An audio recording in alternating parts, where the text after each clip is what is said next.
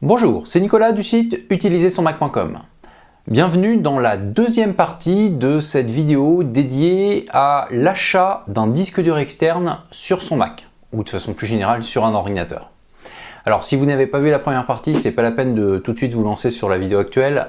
Commencez par le début, vous regardez d'abord la première partie, j'aborde des rappels à connaître et à étudier surtout sur les disques durs. Maintenant, si vous avez déjà vu la première partie, eh bien, il est temps de regarder donc cette seconde partie puisque je vais vous dire dedans quel est le disque dur, quels sont les disques durs que je préconise d'acheter. Alors, je vais rappeler les rappels de la première partie. Donc, dans la première partie, j'en suis arrivé à la conclusion que je vous conseillais un disque dur, ou plutôt des disques durs externes en USB ou des disques durs réseau, les fameux NAS, ou alors un cumul des deux. Donc je ne vais pas me relancer sur le pourquoi du comment, tout est expliqué dans la première partie bien entendu. Maintenant, on va tout de suite s'occuper du disque dur, ou plutôt des disques durs externes en USB. Donc je vous ai bien spécifié qu'il y avait des disques durs 2,5 pouces comme cela, et des disques durs 3,5 pouces comme cela. Donc le 2,5 pouces, je vous rappelle que c'est pour bouger, transférer vos données, en bref, ne pas rester chez vous, alors que le 3,5 pouces, il est censé rester chez vous, rester à la maison, il a besoin de prise de courant déjà, et il prend plus de place que l'autre. Donc, qu'est-ce que je vous conseille comme modèle? Eh bien en fait, avant de vous dire ce que je vous conseille comme modèle, il faudrait d'abord savoir ce qu'est un disque dur externe. Un disque dur externe, c'est donc un disque dur interne, comme ce que je vous ai montré, avec un boîtier externe. Et là, on va rentrer dans le vif du sujet. Je ne vais pas vous conseiller d'acheter un disque dur externe entièrement fait. Je vais plutôt vous conseiller un disque dur interne et un boîtier externe dans lequel vous allez glisser votre disque dur interne. Alors pourquoi je vous propose cela?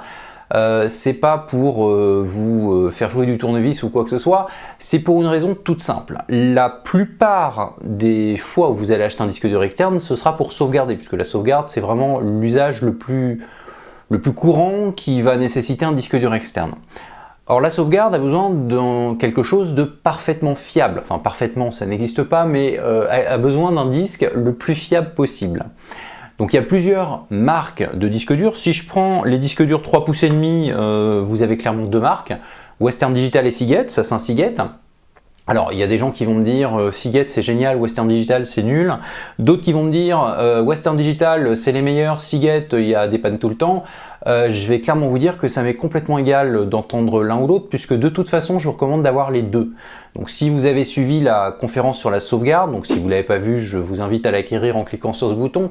Mais si vous l'avez suivi, je vous ai bien expliqué qu'une sauvegarde, il ne doit pas y en avoir qu'une justement. Sauvegarder les données de l'ordinateur nécessite d'effectuer plusieurs sauvegardes. Donc vous devez avoir plusieurs disques durs externes. Donc le plus simple, ou plutôt le plus fiable, c'est d'avoir des disques durs externes, ou plutôt des disques externes de marques différentes. En fait, je vais vous expliquer très rapidement, si vous avez un disque dur de 1 ou 2 Tera dans votre ordinateur, si vous souhaitez le sauvegarder, vous allez acheter des disques durs externes de 3 ou 4 Tera en externe. Si vous comptez acheter deux disques durs externes pour sauvegarder, vous allez acheter les deux mêmes. Donc les deux mêmes en capacité, mais également les deux mêmes en marque. Si vous en trouvez un peu moins cher que l'autre, vous allez dire je vais le prendre deux fois, je ne vais pas racheter le moins cher plus un autre un peu plus cher. Et c'est bien ça le problème, c'est que si vous vous retrouvez avec deux disques durs de même marque, de même modèle achetés en même temps, ça veut dire qu'en gros ils ont été très certainement construits en même temps. S'il y a un défaut de fabrication sur l'un, il y a de très fortes chances d'avoir le même défaut de fabrication pour l'autre. Donc bon, c'est les problèmes de série, alors je dis pas que ça arrive souvent, mais ça peut arriver. Donc c'est pour ça qu'il vaut mieux avoir des disques durs différents.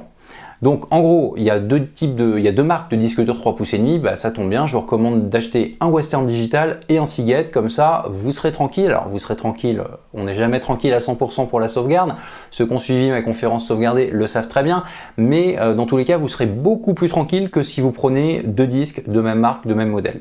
Donc si quelqu'un vous dit prenez pas cette marque parce qu'elle n'est pas bien, non, oubliez. Prenez au contraire deux marques différentes. Alors certes, chacune des marques a eu des problèmes à un moment donné. Et d'ailleurs, je dis bien chacune des marques. Pendant longtemps, j'ai pris que du Seagate parce que les Western avaient beaucoup de problèmes. Après, j'ai pris un peu plus de Western parce que les Seagate ont commencé à avoir des problèmes. Mais comme quoi, ça arrive chez les deux. Donc essayez d'avoir un disque de chaque marque. Et du coup, si vous achetez un disque interne, vous achetez un boîtier vide. Alors pourquoi ne pas directement acheter un disque dur externe avec tel disque dur à l'intérieur? Eh bien tout simplement parce que vous ne pourrez pas forcément le savoir. Alors certes, Seagate fabrique des disques durs externes, Western Digital fabrique des disques durs externes. On peut penser qu'un disque dur externe Seagate possède un disque dur Seagate à l'intérieur et pareil pour Western Digital. Le petit souci, c'est que les types de disques externes qu'ils vendent ne sont pas forcément facilement ouvrables. Si votre disque dur à l'intérieur tombe en panne, vous ne pourrez pas forcément le changer, vous serez obligé de changer tout le boîtier. Donc c'est pour ça encore une fois que je vous recommande d'acheter des disques internes au format 3,5 pouces et des boîtiers de disques durs vides. Alors vous en trouverez à mon avis dans pas mal de magasins ce type de produit. Moi je vous conseillerais d'aller tout simplement sur Macway. Vous trouverez une bannière d'affiliation sur mon site. Mais je ne vais pas vous donner un modèle précis de boîtier. Ce qui m'intéresse surtout, c'est de vous donner des modèles précis de disques durs, justement, à mettre dans le boîtier. Donc je vous les ai déjà donnés. Un Seagate, un Western Digital, du moins pour les disques 3,5 pouces, donc les gros. Mais pour les boîtiers, prenez-en un donc en USB 3. Alors moi je peux vous montrer ce que je possède déjà chez moi. Donc ça c'est des boîtiers Storeva. J'en ai bien 4 ou 5 comme celui-ci. Alors avant cela j'en avais acheté avec des interfaces FireWire, mais donc ça je vous avais dit que je vous en reparlerai pas vu que ça n'existe plus sur Mac maintenant. Récemment j'ai acheté des autres boîtiers Storeva que sont celui-ci, j'en ai 2 comme ça. Donc voilà, je vais pas vous conseiller tel ou tel modèle. Pour les boîtiers externes, de toute façon, c'est juste une petite interface pour transformer le disque dur interne en disque dur USB. Moi, ce qui m'intéresse, c'est vraiment ce qu'il y a dedans, ce sur quoi il y aura vos données, c'est-à-dire les disques durs. Donc, un Seagate, un Western Digital. Si vous regardez cette vidéo dans quelques années et qu'il y a d'autres marques, franchement ça m'étonnerait, mais qu'il y ait d'autres marques, je vous conseille au moins 2 disques de marques différentes. Mais donc, si vous n'avez pas la même marque, vous avez moins de chances d'avoir une panne due à un problème de série sur un produit. Donc ça c'est pour la première chose. Pour les disques durs 2,5 pouces, donc ça je vous redis ce que je vous dis la dernière fois, c'est pas un disque dur, c'est un SSD, mais c'est au format 2,5 pouces, donc c'est juste pour vous montrer le format 2,5 pouces. C'est juste un disque interne, donc évidemment il va falloir acheter un boîtier si vous avez besoin d'un disque qui vous suit partout. Donc bon, vous pouvez prendre évidemment le boîtier que vous voulez, je vous dirai la même chose que tout à l'heure. Cependant, vous n'êtes peut-être pas obligé pour les disques 2,5 pouces de faire pareil. Je vous explique rapidement, pour la sauvegarde, il faut plusieurs sauvegardes. Donc les sauvegardes en général, c'est des choses qu'on laisse chez soi. Du coup, on utilise des disques 3,5 pouces. C'est pour ça que je vous ai dit que vous aurez certainement au moins 2 disques 3,5 pouces en externe chez vous, d'où l'intérêt d'avoir des marques différentes.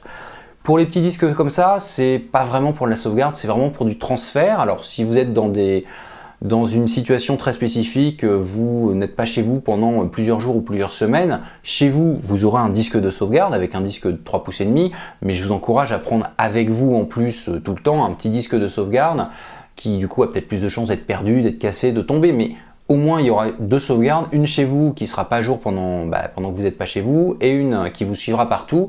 Donc là vous en aurez qu'un, donc si vous en avez qu'un, vous n'avez pas à choisir la marque de toute façon, donc peu importe ce qu'il y a dedans.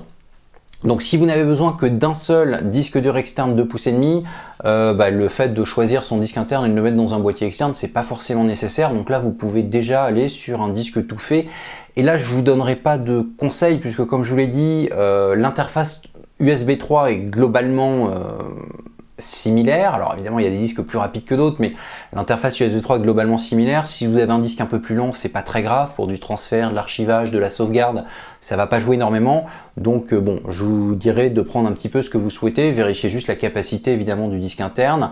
Le seul intérêt, encore une fois, à acheter un disque seul avec le boîtier externe, ce sera tout simplement de pouvoir remplacer le disque à l'intérieur du boîtier si le disque tombe en panne. Parce qu'il faut avouer une chose, c'est que dans le cas d'un disque externe, un disque dur externe, vous avez plus de chances que le disque tombe en panne plutôt que le boîtier. Voilà, c'est la seule chose. Donc pour le disque 2,5 pouces, j'ai pas de vrais conseils à vous donner, vous faites ce que vous voulez. Par contre pour le disque 3,5 pouces, je vous invite très fortement à acheter des disques internes et à les mettre vous-même dans des boîtiers. Donc choisissez des boîtiers vides évidemment. Si vous achetez un disque tout fait, vous n'êtes pas sûr de pouvoir l'enlever. Il y a des boîtiers qui sont pas franchement faits pour être ouverts.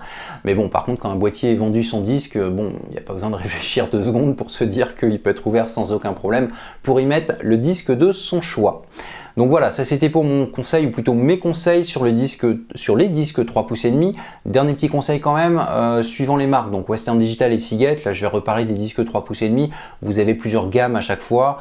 Bon, les gammes standards, je vais prendre l'exemple de Western Digital. La gamme standard, c'est les modèles green en fait pour le stockage ou l'archivage ou la sauvegarde. Les modèles green sont économes en énergie. Alors c'est pas des flèches, hein, c'est pas des foudres de guerre, mais comme je vous l'ai dit, il n'y a pas besoin d'avoir des foudres de guerre en USB, en disque dur externe pour sauvegarder, pour archiver. Ça convient parfaitement. Alors j'ouvre une parenthèse qui peut se révéler importante. Je vous parle de sauvegarde depuis tout à l'heure. Bien entendu, vous n'allez pas sauvegarder, comme je l'ai dit, que sur un seul disque dur externe. Il faut, si vous voulez que ce soit efficace, avoir plusieurs sauvegardes, donc plusieurs disques durs externes. Là, je vous parle de boîtiers et de disques durs depuis tout à l'heure. Il existe des boîtiers qui vous permettent de changer de disque facilement. En gros, si vous partez sur un boîtier de ce type, bon, forcément, vous pouvez changer le disque interne, mais bon, il faut l'ouvrir, il y a des vis à enlever, etc. Ça prend quelques minutes. Par contre, il existe ce qu'on appelle des docks. Alors les docks, c'est très simple, vous avez une partie, en fait, la partie la plus importante du disque dur externe, qui est branchée en USB donc au Mac, et vous posez tout simplement un disque dessus, vous allumez le dock, il apparaît. Vous pouvez effectuer une sauvegarde. Si c'est une sauvegarde que vous devez, par exemple, toutes les 2 ou 3 semaines, c'est ce que je fais moi, que vous devez emmener chez quelqu'un, donc un ami ou de la famille, histoire de ne pas avoir toutes ces sauvegardes chez soi. Je vous rappelle qu'en cas d'incendie, l'ordinateur crame, mais la sauvegarde aussi. Donc si vous devez l'emmener régulièrement, si vous faites un échange en fait de disques, moi régulièrement j'emmène un disque ailleurs, je reprends le disque qui était ailleurs et je le reprends chez moi. Et bien dans ces cas-là, un dock c'est quand même l'idéal, ça vous évite d'ouvrir le disque à chaque fois ou ça vous évite d'immobiliser le boîtier en fait. Donc vous avez un dock, vous pensez évidemment à l'éteindre quand vous enlevez le disque dur dessus, mais ça vous permet avec un dock de pouvoir gérer plusieurs disques durs facilement. C'est également très pratique pour l'archivage. Le but de l'archivage, c'est justement de mettre sur un disque dur externe des données qui vont plus trop nous servir. Bon vous n'allez pas les laisser dans un boîtier et immobiliser un boîtier peut-être pendant 2 ans avant de vous en servir, c'est dommage. Donc dans ces cas-là, vous mettez le disque dur dessus, du coup vous archivez sur ce disque et ensuite vous l'enlevez, vous le rangez chez vous, alors vous le protégez évidemment, mais vous le rangez chez vous, vous pouvez archiver plusieurs disques durs et lorsque vous avez besoin, vous remettez le bon disque sur le dock. Donc voilà, je ferme cette parenthèse. Le dock n'est pas ce qui est le plus utilisé en disque. Maintenant, j'en ai plusieurs, j'en ai 2. C'est évidemment, j'ai beaucoup plus de boîtiers externes autres que les docks, mais dans tous les cas, ça reste quand même extrêmement pratique à l'usage pour l'archivage ou pour certains types de sauvegardes. Donc là, je pense aux sauvegardes déportées, les sauvegardes qui ne seront pas faites, plutôt qui seront faites chez vous, mais que vous emmènerez ailleurs pour les protéger du vol ou de l'incendie. Alors maintenant, on a parlé du disque USB, j'aimerais vous parler des NAS, donc ces fameux disques durs réseau. Alors si je refais en 10 secondes tout ce que je vous ai dit dans la vidéo précédente, un NAS, l'intérêt d'un NAS, c'est que tous les ordinateurs de la maison peuvent communiquer en même temps sur le même NAS. Donc si vous échangez des documents, c'est pratique. Si vous sauvegardez, c'est encore plus pratique, il y a une sauvegarde centralisée quelque part. Et si vous avez un portable, et pour la sauvegarde, même si vous avez qu'un seul ordinateur, si c'est un portable, pour la sauvegarde c'est super pratique. Votre portable il aura certainement du Wi-Fi, ça fait un paquet de temps que les Mac ont du Wi-Fi intégré. Donc s'il a du Wi-Fi, si vous avez une box Wi-Fi chez vous, et bien votre disque réseau est connecté à la box, votre portable est connecté en Wi-Fi à la box, donc indirectement votre Mac portable est connecté en Wi-Fi au disque réseau. Donc vous pouvez, quel que soit l'endroit dans la maison, y accéder, vous pouvez sauvegarder, c'est super pratique. Donc ça c'est les avantages du NAS. Alors pour les NAS, je vous donnerai 2 conseils. 2 conseils d'achat. Le premier, c'est si vous voulez quelque chose de très simple, si vous n'avez pas besoin de plein de fonctions réseau qui peuvent être sympas quand on s'en sert, mais dont tout le monde ne va pas se servir. Si vous voulez quelque chose de très simple à paramétrer, je vous conseille tout simplement un produit fait par Apple qui s'appelle la Time Capsule. Donc la Time Capsule, c'est un petit boîtier, c'est une petite tour, vraiment tout petite la tour, dans laquelle il y a un disque dur. Alors c'est un disque dur 3 pouces et demi pour être tout à fait exact. Cette tour peut créer un réseau Wi-Fi. Donc déjà si vous avez un Wi-Fi qui est pas très récent, donc un peu lent, ça peut vous permettre de remplacer par un Wi-Fi plus récent. Mais c'est pas le sujet de cette vidéo. Cette tour va surtout vous permettre, une fois qu'elle est connectée à votre réseau, d'avoir accès au disque dur externe, qui est dans cette tour, donc dans cette Time Capsule, de tous les ordinateurs du réseau. Alors, bien sûr, la configuration est simple, c'est pour ça que je vous le recommande. L'utilitaire Airport qui est intégré dans tous les Macs va vous permettre de la configurer très facilement. Donc, si vous voulez quelque chose de vraiment très simple, allez là-dessus. Alors, il y a des modèles, il y a deux capacités différentes en stockage. Je vous laisserai choisir par rapport à vos besoins, évidemment. Sachez également qu'il y a une prise USB sur ces time capsules, donc que vous pouvez, s'il y a besoin, brancher un disque dur externe USB sur la time capsule. Ça fera que vous aurez deux disques partagés sur le réseau, le disque interne de la time capsule et le disque externe en USB branché à la time capsule. Alors bon, ceci dit, le disque externe qui sera branché en USB aura quelques petits inconvénients, notamment au niveau des économies d'énergie, mais c'est parfaitement possible, mais essayez quand même de prévoir dès le début une capacité qui vous correspond dans la time capsule.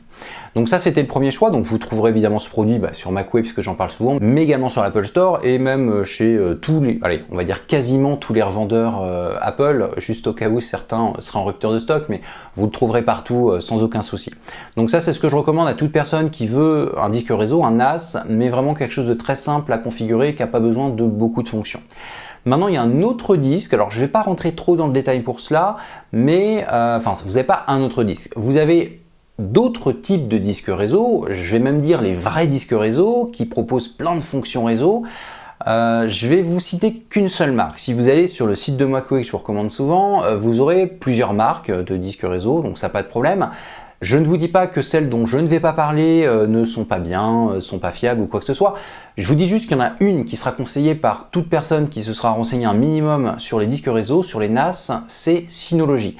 Synology a l'avantage de vendre des disques qu'ils vont mettre à jour régulièrement, parce qu'en fait un NAS qui propose des services réseau, a un petit système intégré. Le système, il aura peut-être besoin d'être mis à jour certaines fois, et plus il est mis à jour, plus on va pouvoir s'en servir de façon pratique. Donc les NAS Synology sont bien mis à jour, ils sont très simples à utiliser. Bon, la configuration, ce ne sera pas à partir d'un utilitaire déjà intégré évidemment dans le Mac. Apple avec la time capsule forcément peut faire plus simple, puisque Apple fait aussi le système du Mac, mais les configurations ne seront pas très compliquées non plus. Alors par contre, suivant les modèles que vous prenez, ça peut être plus cher. Je dis suivant les modèles parce que Synology ne fait pas un ou deux modèles, hein. Il y a des dizaines de modèles. Alors évidemment, pour le grand public, il n'y a peut-être pas besoin d'aller sur certains modèles où vous pouvez avoir 8 ou 12 disques durs à l'intérieur. Mais non, en gros, pour le grand public, il y a des modèles avec un seul disque interne ou deux disques internes.